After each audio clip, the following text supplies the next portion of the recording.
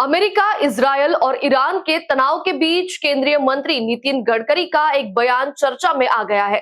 नागपुर में भारतीय जनता पार्टी के स्थापना दिवस कार्यक्रम के दौरान गडकरी ने ईरान से जुड़े अपने अनुभव साझा किए। उन्होंने कहा कि जब वे शिपिंग मंत्री थे तब कई बार ईरान दौरे पर गए और वहां चाबहार पोर्ट परियोजना से जुड़े रहे।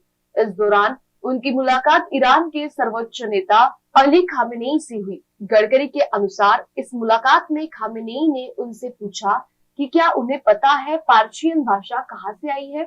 इस पर खामेनेई ने बताया कि पार्शियन भाषा की जड़ें संस्कृत से जुड़ी हुई है और ईरान की विश्वविद्यालयों में संस्कृत का अध्ययन भी किया जाता है। गडकरी ने यह भी बताया कि खामेनेई ने अपने मूल के बारे में कहते हुए दावा किया कि उनका संबंध भारत के लखनऊ के पास एक गांव से जुड़ा है। गडकरी की इस उदाहरण के माध्यम से भारत और ईरान के सांस्कृतिक संबंधों को रेखांकित किया और कहा कि भाषा, वेशभूषा अलग हो सकती है, लेकिन हमारी सांस्कृतिक जड़ें जुड़ी हुई है। और विशेष रूप से बात इसलिए महत्वपूर्ण है कि अभी ईरान और अमेरिका के बीच में युद्ध चल रहा है और मुझे शिपिंग मंत्री जब मैं था तो चाबार करके एक बहुत बड़ा पोर्ट ईरान में बनाने का सौभाग्य मिला। मैं 7-8 बार ईरान गया था और ईरान से यहां जाते समय एक बार मैं स्पेशल फ्लाइट, डिफेंस की फ्लाइट से जाता था तो पाकिस्तान ने बीच में मुझे फ्लाइट को रोक दिया और कहा कि आप आगे नहीं जाना, यहां से वापस जाओ। फिर वापस आकर फिर गुजरात की तरफ आकर मैं चाबार में गया।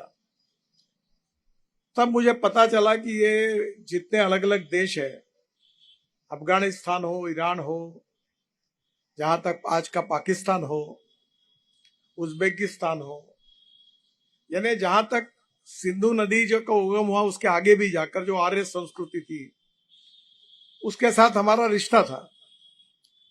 और मैं जब अयातुल्ला खोमेनी साहब को मिलने के लिए उनके घर पर गया था तो उन्होंने मुझे एक प्रश्न पूछा। उन्होंने ये प्रश्न पूछा कि क्या आपको पता है कि हमारी पर्शियन भाषा कहां से आई है। मैंने कहा मुझे नहीं पता। तब उन्होंने मुझे बताया कि पर्शियन भाषा संस्कृत से आई है और संस्कृत हमारी मूल भाषा है।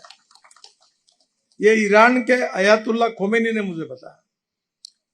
और ईरान में तेहरान यूनिवर्सिटी में संस्कृत का विभाग है, संस्कृत की चेयर है। और बाद में उन्होंने पूछा कि हम कहाँ के, आपको पता है कि हमारा ओरिजिन कहाँ का है।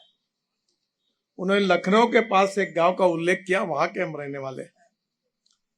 तो हम यही कहते हैं कि अलग भाषा अलग वेश, फिर भी हमारा एक देश।